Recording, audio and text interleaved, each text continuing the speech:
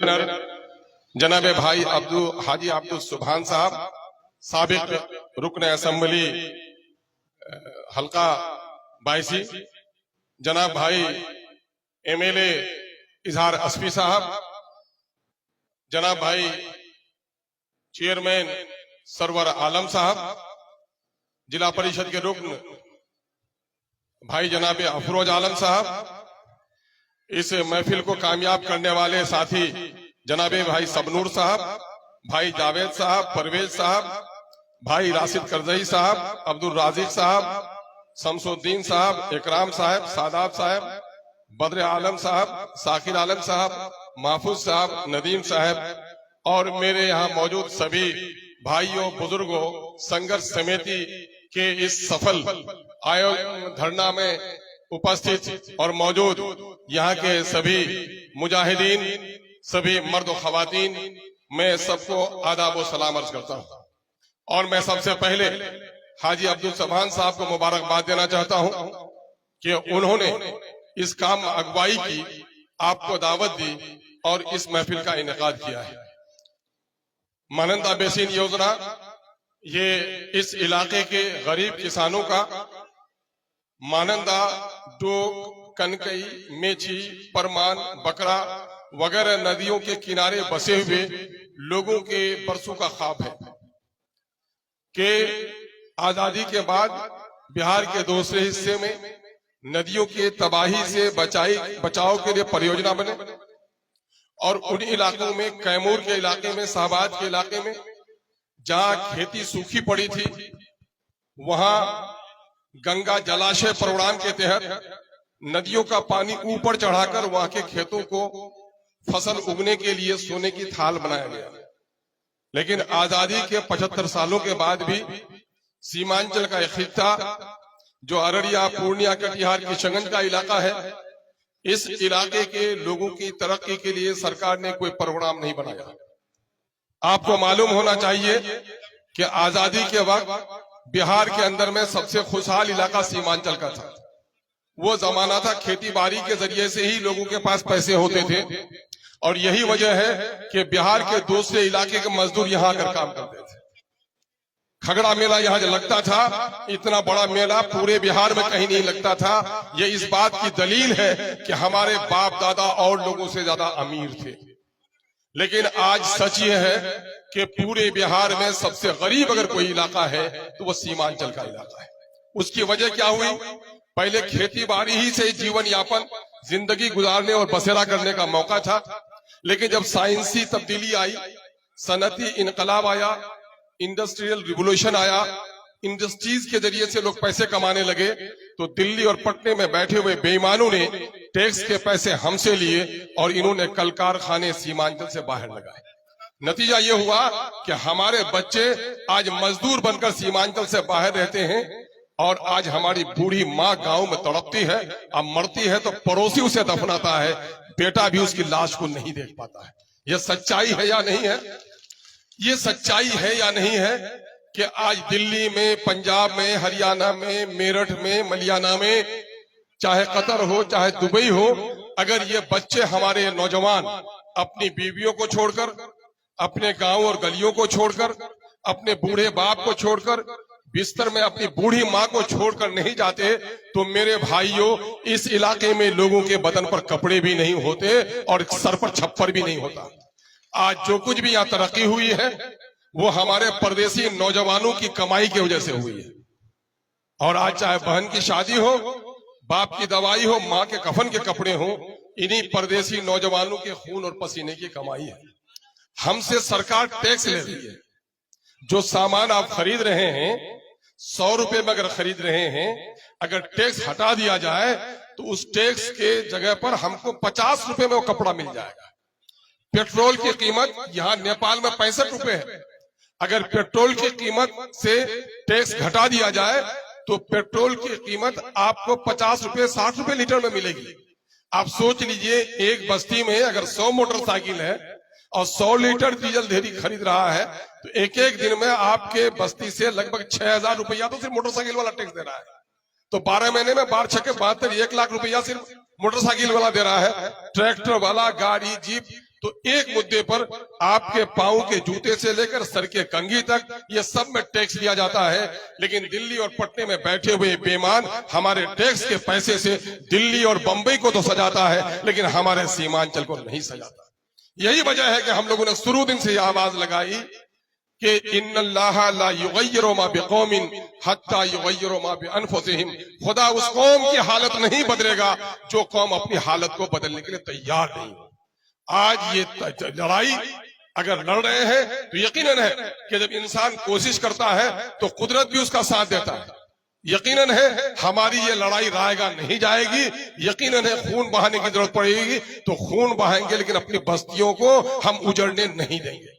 मैं इस मंच से जनाब तस्लीमुद्दीन साहब को खराज अकीदत पेश करना चाहता हूं कि 2006 में मैं एमएलए बन गया था। 2007-8 में वो बेचारा तरक्की का खाका उनके सामने में होता था। तो उस जमाने में A.K. ठाकुर साहब थे, सरोज भारती साहब थे। वो लोग बहुत ही एक्टिव थे महानंदा बेसिन के मामले में कि महानंदा बेसिन योजना का काम करा जाए। सरकार का एक पुराना प्रपोजल था कि महानंदा से जुड़ी हुई जितनी नदियां हैं उन नदियों के जरिए से जो बांध उस इलाके में सैलाब आता है उससे कैसे बचाया जाए। तो उसके लिए एक परियोजना प्रस्तावित थी और उस काम को जनाब तस्लीमुद्दीन साहब ने बहुत मजबूती से आगे बढ़ाया। लेकिन बिहार सरकार को प्रस्ताव भेजना था, बिहार सरकार जल्दी प्रस्ताव नहीं भेज रही थी। मैं उस वक्त राजद में एमएलए था और मैंने यहाँ लड़ झगड़ कर तस्लीम साहब का सुबह शाम फोन आए और मैं जो जल संसाधन मंत्री हैं रामासरे बाबू उस वक्त मंत्री थे और कई मेरा झगड़ा उनसे हो गया कि साहब हम आपसे कुछ नहीं मांगते हैं, सिर्फ आपसे ये कहते हैं कि प्रस्ताव दिल्ली भेज दीजिए। तो आप हमारा प्रस्ताव भेजने के लिए भी तैयार नहीं है। तो यहाँ से बिहार सरकार ने उसको रिकमेंड करके वहां दिल्ली भेजने का काम किया। उस वक्त जो उसका प्रपोजल था वो ये बताया गया था, समझाया गया था, जो टेक्निकल टीम आई थी वो ये बता रही थी कि नदियों के किनारे पर बांध दिया जाएगा और वो बांध कम सड़क का मसला होगा और बीच बीच में प्लेटफॉर्म होगा। अगर सैलाब ज्यादा होगा तो लोग वहां पर आके रुक सकेंगे। सराय का इंतजाम होगा, कहीं कहीं होटल चाय पानी का भी इंतजाम आबादी के एतबार से होगा। तो ये बड़ा अच्छा लगा और हम लोगों ने कोशिश भी की और तस्लीमुद्दीन साहब की अंतिम कोशिश रही। ये परियोजना तकरीबन उस वक्त 6000 करोड़ से सैंक्शन हुआ तकरीबन। लेकिन हुआ ये है कि काम होते होते सरकारी तंत्र में बहुत देर लगती है। तो जब इन लोगों को गरज नहीं थी, इन लोगों को ठेकेदारी का, आप देखेंगे नीतीश कुमार के जमाने में एक काम बड़ा हुआ है। हॉस्पिटल में डॉक्टर नहीं है लेकिन हॉस्पिटल का घर बनकर तैयार हो गया है। देख रहे हैं कि नहीं देख रहे हैं आप, है ना? जहां मकान बना है, कॉलेज में टीचर नहीं है, कॉलेज का मकान बनकर तैयार हो गया है। स्कूल का मकान बनकर तैयार हो गया है। बच्चों को पता नहीं था 20 साल तक 3 टीचर प्राइमरी का हमारे बच्चों को मैट्रिक पास कराता रहा और जब हमारे बच्चे एक नस्ल तबाह हो गई, जब लोगों का दबाव पड़ा तो अब जाकर के टीचर देने का काम किया है। तो इनके जितने भी लोग हैं, पहले टेंडर होता था तो वो जिला में होता था, कोई बेचारा 10-20 लाख रुपया वाला भी जाकर ले लेता था।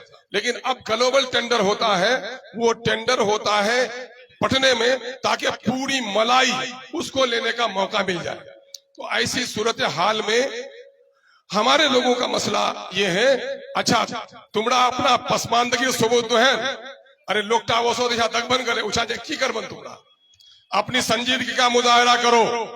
जंग में लड़ने वाला शेर का शिकारी बिच्छू भी काटे तो हिलता नहीं है, शेर पर उसकी नजर होती है। इसलिए अपने मनसे पर नजर रखो। सम्मानित नेता जनाबे पप्पू यादव साहब हमारे दरमियान में आ रहे हैं, हम आप सबकी जानिब से उनका इस्तकबाल करते हैं। मेरे भाइयों और दोस्तों, ये परियोजना जब मंजूर होना था उस वक्त इन लोगों ने मंजूर नहीं किया। जब कमीशन खोड़ी का मामला आया तो इन लोगों ने इस परियोजना को अलग रूप दे दिया। यह परियोजना क्या है? इस परियोजना में जो एस्टीमेट बना है, जो प्राक्कलन बना है, वो बिल्कुल हम लोगों के मन से और हम लोगों के फायदे के बिल्कुल खिलाफ बना है। खिलाफ किस तरह से बना है? खिलाफ किस तरह से बना है कि हमारे यहाँ सैलाब आता है, कुछ इलाकों को अगर छोड़ दें तो बाकी इलाकों में पानी आता है, 2 दिन 3 दिन रह के चला जाता है।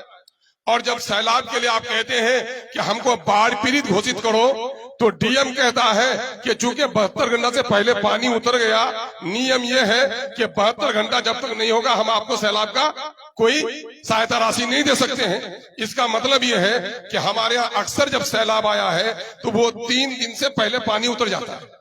तो हमारे यहाँ जो सबसे बड़ा मसला है वो कटाव का मसला है। हमारे यहाँ जो सबसे बड़ा मसला है वो कटाव का मसला है, और कटाव रोकने के लिए ये योजना अगर इस रूप में बनाया जाए तो ये कहीं से कामयाब नहीं हो सकता है। अब हुआ क्या है, पानी का जो सरफेस होगा अक्टूबर में लास्ट में पानी का जो सतह होता है नदियों का, नदियों के सतह के बराबर की दूरी दाएं भी और बाएं भी, तो महानंदा नदी तो कहीं कहीं आधा किलोमीटर, कहीं 400 मीटर 300 मीटर चौड़ी रहती है, और सैलाब के जमाने में तो 1 किलोमीटर चौड़ी हो जाती है। तो अब जो आपका बांध बनेगा, तो बांध बांधने के लिए इन लोगों ने कहा है कि पानी को हम लोग महानंदा होते हुए लाएंगे। सुन लीजिए इसको बारीकी से।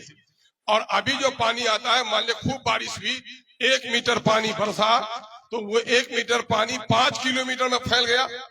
लेकिन जब वो बांध बांधेगा 5 किलोमीटर की जगह पर बांध कहीं 1.5 किलोमीटर कहीं 2 किलोमीटर में होगा, तो 1 मीटर पानी की ऊंचाई कहीं 3 मीटर कहीं 5 मीटर हो जाएगी। इसका मतलब ये होगा कि जो भी बांध के अंदर की बस्ती होगी सारी बस्ती डूब जाएगी, और नतीजा ये होगा कि हमारी लाखों की आबादी मुतासिर हो जाएगी। जब किसी का घर डूबेगा तो क्या वो अपने घर को डूबने देगा? क्या सरकार का कोई प्रहरी बांध पर पहरा करेगा? हैवी बारिश हो तो बांध के कट जाने का डर होगा, या फिर कोई मतवाला मजनू उठेगा अपनी बस्ती को बचाने के लिए बांध काट डालेगा। और ये आप लोगों ने अभी कटिहार में देखा है, महानंदा बेसिन फेज 1 के तहत जो बांध बांधा गया था वो कटा है और आज तक उसको बांधने के लिए नहीं दिया गया। तो इस तरह से होगा ये। आइए यहाँ पर इस्तेमाल कर लीजिए। तो वो बांध का मसला ये होगा कि वो उसको काट देगा। जब काट देगा तो लबालब भरा हुआ पानी जो 4 मीटर ऊपर होगा, यानी 10 फीट 12 फीट ऊपर पानी हो जाएगा, वो पानी जब अचानक काटा जाएगा तो न जाने कितनी बस्तियों से होकर छोटी छोटी नदियां हो जाएंगी और सामने की बस्ती बर्बाद हो जाएगी। इन बेईमानों को हम लोगों ने यह बात समझाया, मैंने असेंबली में भी समझाया, हम लोग कई एमएलए मिलकर चीफ मिनिस्टर को भी खत दिए। भाई जनाबे हाजी अब्दुल सुभान साहब ने बार बार पत्र लिखा। अभी कमेटी आई थी जनवरी में, और जनवरी में उस कमेटी को सबसे बेहतर जगह हमने वहां समझाया पूर्णिया में। 3 दिसंबर को हाँ थे, मुखिया जी भी थे। तो 3 दिसंबर को जो कमेटी आई तो हम कह के देखिए यहाँ बांध बांधिएगा तो कैसे बांधिएगा, चलिए अमोर में बेलगच्छी के पास। अब बेलगच्छी में जो परमान नदी निकल के आती है सुपौल के किनारे से जोगबनी से, और एक नदी निकल के आती है डोब तिस्ता से सिलीगुड़ी से। तो सिलीगुड़ी से जोगबनी की दूरी 150 किलोमीटर है। इस 150 किलोमीटर में जितनी नदी बहती है वो नदी के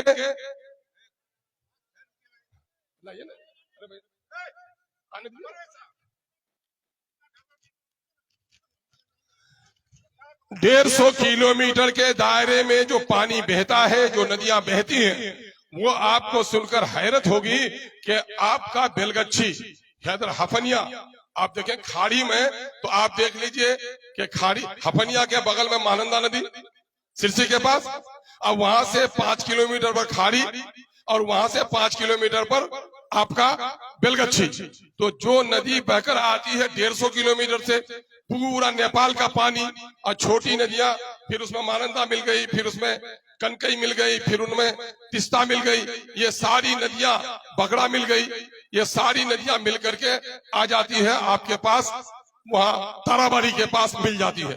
और नतीजा ये होगा कि अगर बांध बांधा जाए तो हमारी सिरसी बस्ती भी, हफनिया भी, मुखियार साहब आए ना नहीं आए, अगर नहीं आए तो उनका घर कट जाना चाहिए, इसलिए कि उनका घर भी बांध के अंदर में आता है।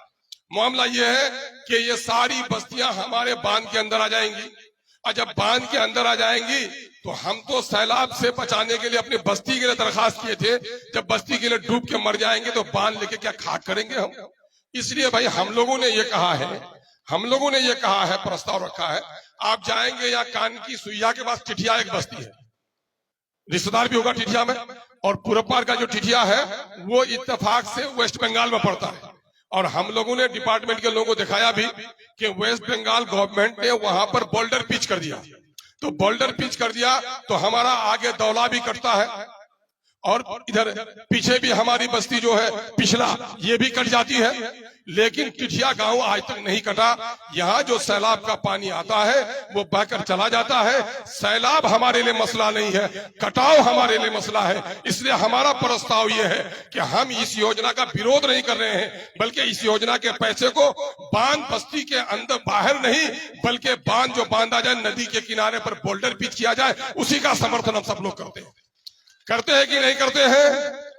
बांध बस्ती के बाहर बनने नहीं देंगे। क्या बनने दीजिएगा? बांध के अंदर बस्ती हो ऐसा होने नहीं देंगे। और नदी के किनारे पत्थर से बोल्डर पिच किया जाए, उसका समर्थन करते हैं। तो इस समर्थन के लिए चूंकि एक तो तिस्ता कैनाल है, हम लोग जब बचपन में थे मजलिसपुर वगैरह जाते थे तो सुनते थे कि तिस्ता नदी का पानी उधर से निकाला जाएगा। अरे परेश वाला याद मत चलिए ना यहाँ भाई, परेश वाला नीचे रहिए आप लोग।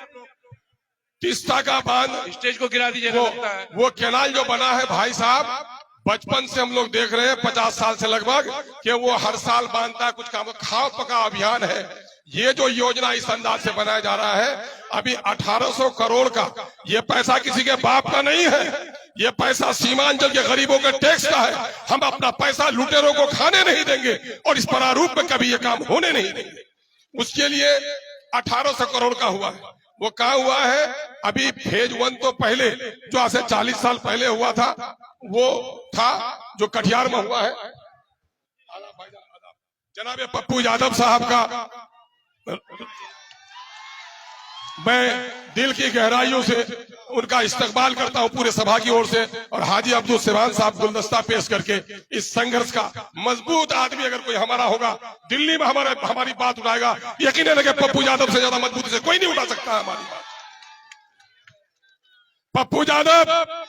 पप्पू यादव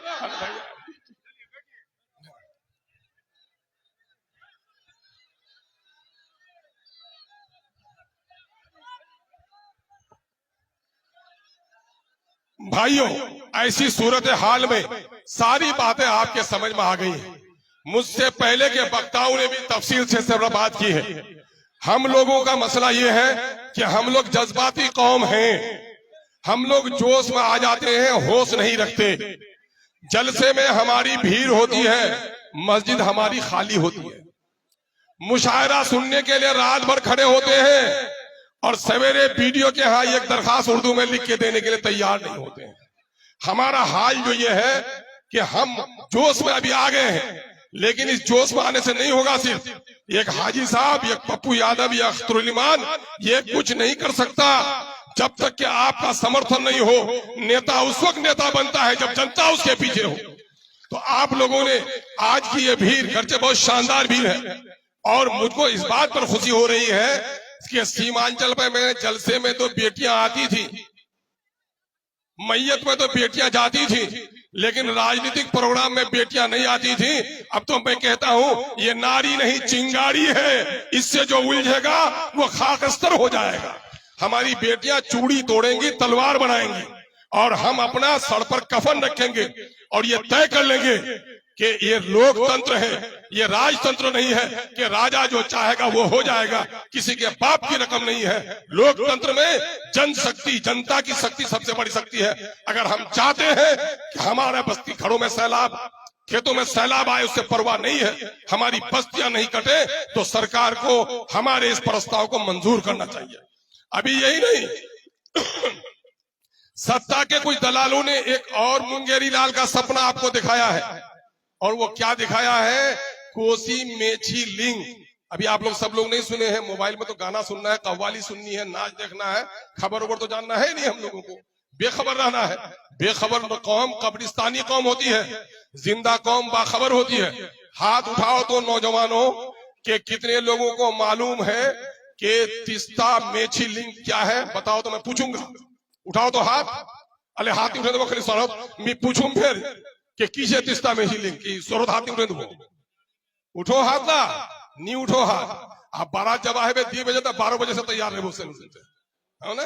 तो ये कौम जो बेखबर कौम होगी, अभी हमारे यहाँ क्या हो रहा है कि अभी कोसी का पानी उधर ही जा रहा है। एक कोसी मेची लिंक बनाया गया है और उसका क्या हुआ है कि 15,000 हेक्टेयर में खेती में इजाफा होगा। अरे क्या होगा, मामला ये है कि पनरचो का 60 मैंने लगभग 60,000 एकड़, और उसमें क्या होगा कि सैलाब के दिन में जब कोसी में पानी ज्यादा हो जाएगा तो मेची में पानी छोड़ा जाएगा, सुखाड़ के दिन में हमारे यहाँ पानी छोड़ा नहीं जाएगा। उधर कहता है कोसी के लोगों को कि सैलाब से बचाने के लिए ओवर फ्लड से हम ये पानी तिस्ता में भेज देंगे, मैंने मुसीबत भेज देंगे। वो लोग ताली बजा रहा है और हमारा लोग सोचता है कि हमारे खेत में पानी आ जाएगा, ये भी ताली बजाता है।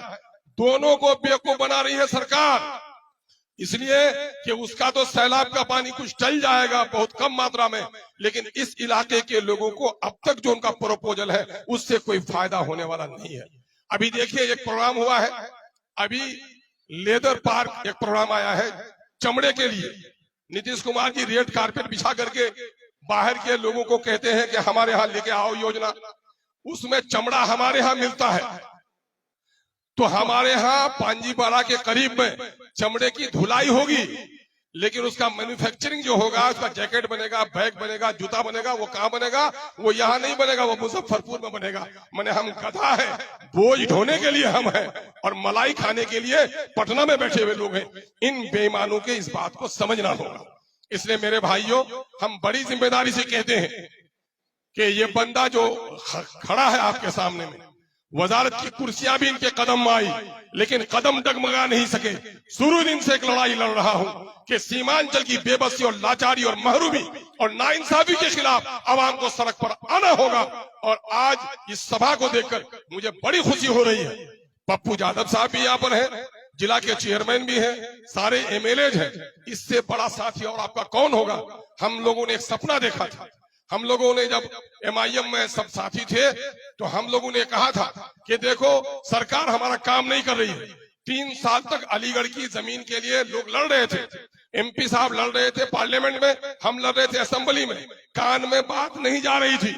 लेकिन हाजी साहब उस वक्त हम कह के हाजी साहब जगाइए यहाँ के लोगों को, हम लोग पूरे सीमांचल को जगाए और जब बैठे 24 घंटा नहीं सिर्फ 16 घंटा बैठे थे किशनगंज में, तो जो काम 3 साल में नहीं हुआ था वो 3 महीना में हो गया था। हम लोगों ने अपने साथियों को कहा था कि दोस्तों मत घबराओ, वजीर बनना है तो मुकद्दर में बन जाओगे, लेकिन सीमांचल के लोगों की जो बरसों की उम्मीद है, अगर हम लोगों ने जिस दिन 22 में चक्का जाम कर दिया, अररिया में, कोचाधामन में, बहादुरगंज में उस सड़क को जाम कर दिया, तो दिल्ली और पटने में बैठे हुए इन बेईमानों को 24 घंटे में इस इलाके के मसले को हल करना पड़ेगा। यही वजह है इस लड़ाई लड़ने के नतीजे में जब मैंने बार बार वहां कहा मेरा पैसा लोगे और नालंदा को सजाओगे। नालंदा बिहार में है कि बिहार में नालंदा है, नालंदा बनेगी दुल्हन और सीमांचल बनेगी नौकरानी, ऐसा नहीं होगा। मेरे पैसे से 5-5 किलोमीटर पर पुल बनाते हो गंगा में, और हमारे महानंदा में 50 किलोमीटर पर पुल नहीं होगा। अल्लाह का शुक्र है आपकी दुआओं से ये आवाज कामयाब हुई और आज महानंदा में, कानकी में 200 करोड़ रुपए से पुल बनता है। इसलिए मैं अपने साथियों को कहता हूं, अपने सियासी दोस्तों को कहता हूं कि मांगने से भीख मिलती है, लड़ने से हक मिलता है। गर्दन झुकाने वाला गुलाम होता है, गर्दन कटाने वाला सरदार होता है। गर्दन कटाने के लिए तैयार हो जाओ। इनकलाब, इनकलाब, महानंदा बांदरों को संघर्ष समिति। चलिए 22 की अवाम और सीमांचल की अवाम जिंदाबाद, सलाम, आदाब।